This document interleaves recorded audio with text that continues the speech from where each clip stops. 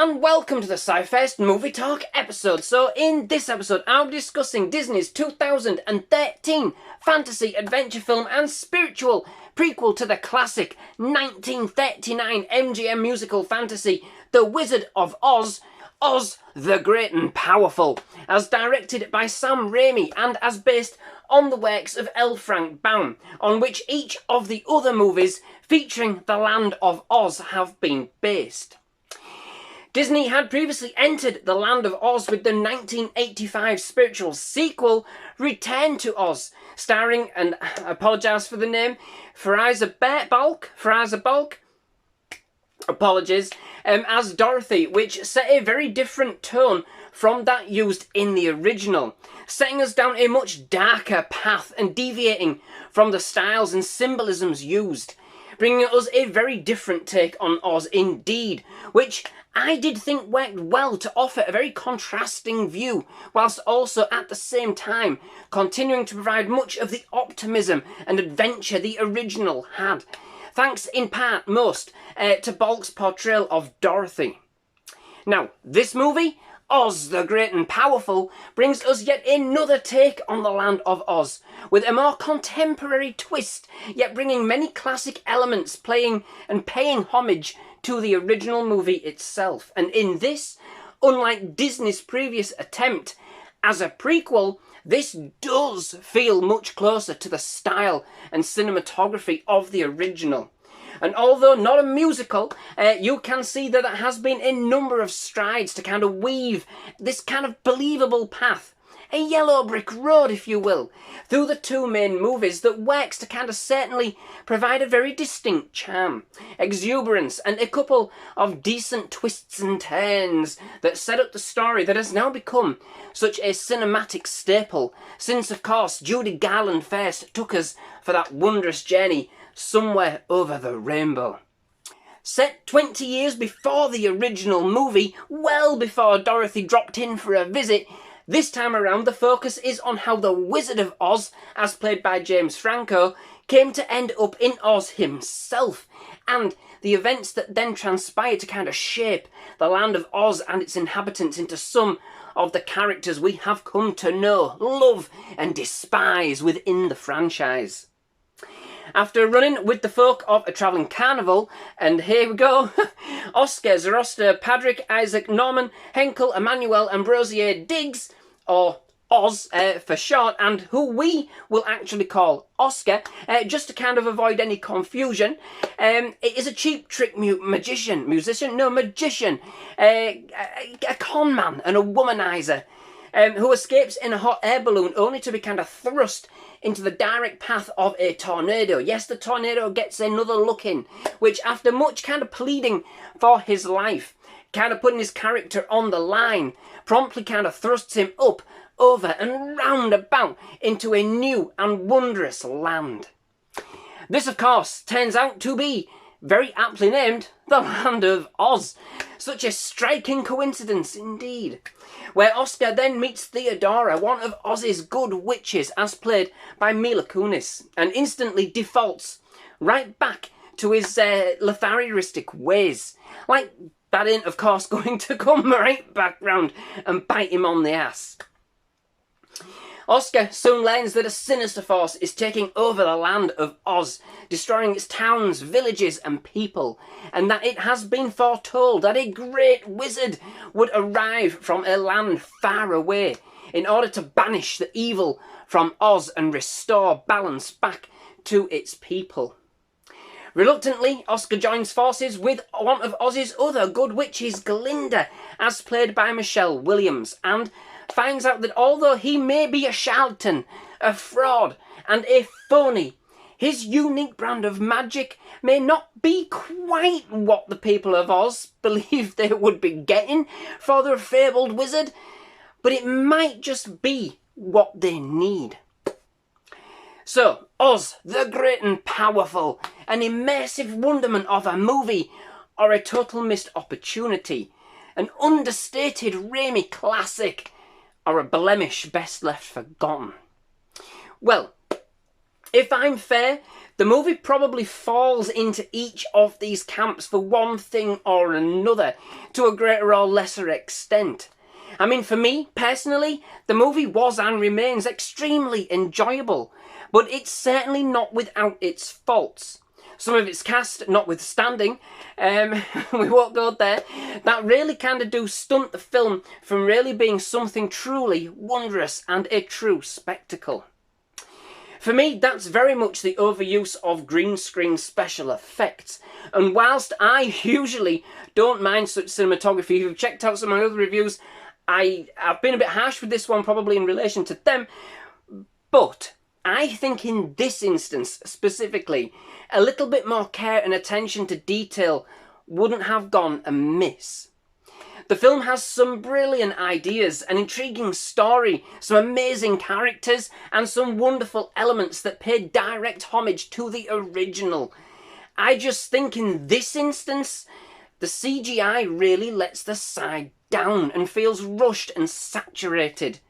It would have paid far more homage, I think, to the original and felt far more honest and perhaps even more homely if we had kind of seen a deviation just this once from the use of such effects. If one film lent itself to that approach, it would have been this. For as immersive and spectacular as they wanted to look, and it most certainly does from a panoramic point of view, when we kind of witness the characters up close, it always just feels like they're on a stage, but in a very kind of surreal and disassociated way. The film has a sort of kind of oddly glaring haze about it at times, which can be quite kind of off-putting, and indeed, it's easy to see that the characters have indeed been superimposed at times, which makes it really hard to kind of believe that they're actually there, standing in Oz. To me, it just all doesn't feel quite right. This aside, however, the film performs very well as both a homage and prequel to the original MGM movie, particularly in terms of style and overall story. I love that this opts to open with a black and white sequence in a very, very similar way to the original. It would have felt far more authentic, I think, if they had kind of grained it up a little bit and filmed it in sepia, aged it a bit, you know, putting the old T on a piece of paper like you do at school to create an old piece of work. It just didn't, it felt too new. Then the transition between the real world of Oz, or the real world and Oz, in fact, may have been even more astounding. Not to kind of mention making it look old world and in keeping even more with the original. As it all stands, it does feel a little crisp, but still a nice touch and a warming touch nonetheless.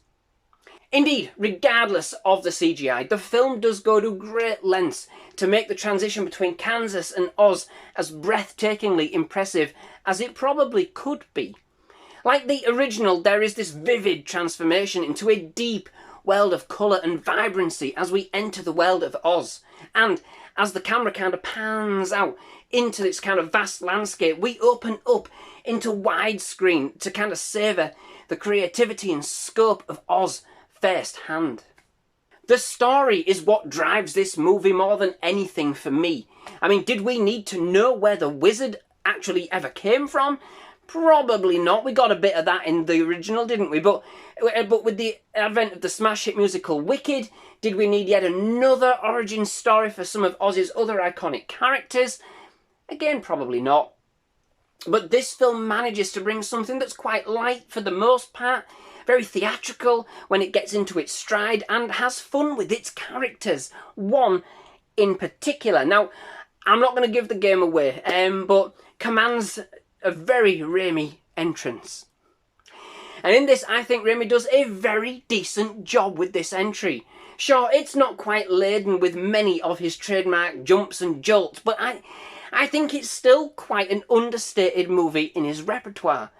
I didn't even know it was one of his until I saw his name in the credits. Visuals aside, his direction is fairly solid, and we still have a couple of moments that let you know he's there in the background somewhere.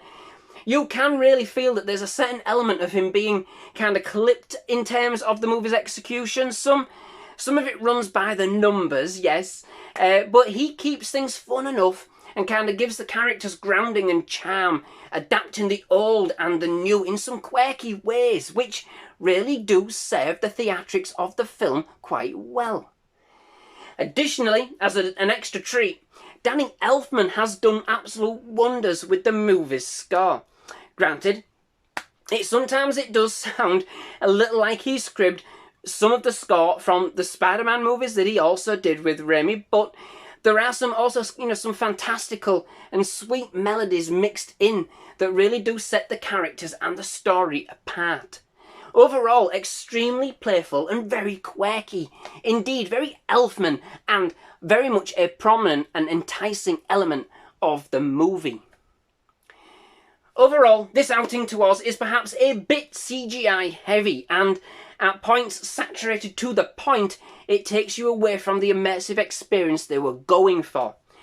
I understand why. Modern technology and techniques allowed Oz to be brought to life and envisioned like never before. Perhaps they got a little bit too carried away. It is still a spectacle in its own way, although as a real homage to the franchise, it would have been nice to see less use of green screen and some real epic sets.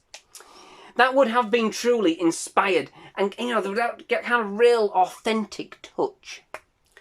Oz is indeed beautifully presented, but it has this kind of weird hazy perspective at times, which does seem to oddly kind of dissociate the characters from that visual perspective. But with Raimi's direction and Elfman's score, it manages to bring an entertaining story, melding elements of the classic with a more contemporary take, mixing dark and twisted elements against a bright and fantasy of, fantastical Oz, with a bit of that Raimi magic thrown into the theatrics for good measure. It's a heartwarming movie that certainly knows how to pull at the heartstrings when it wants to at times, and in the end is certainly a brightly fantastic fantasy, paying perfect homage to the original whilst also turning some of what we have come to know about the Land of Oz on its head. Wicked, after all, is of course only a perspective based on the side you are on. There is a distinct love for the franchise as a whole here, and Raimi managed to bring a story with a wonderful ensemble of characters that's captivating, motivating, and one which definitely still manages to kind of enchant with a twisted fairy tale that once you kind of give it a chance to warm up, becomes totally wicked. So, that brings me to the end of this episode. Many thanks for watching. I do hope you've enjoyed it. If you have, please leave a like. Please do hit that subscribe button for more movie reviews, trailer reactions and other movie-related content. Absolutely loved having you here at SciFirst MovieTalk and definitely love to have you back. Most of all, just thank you very much for watching. Goodbye.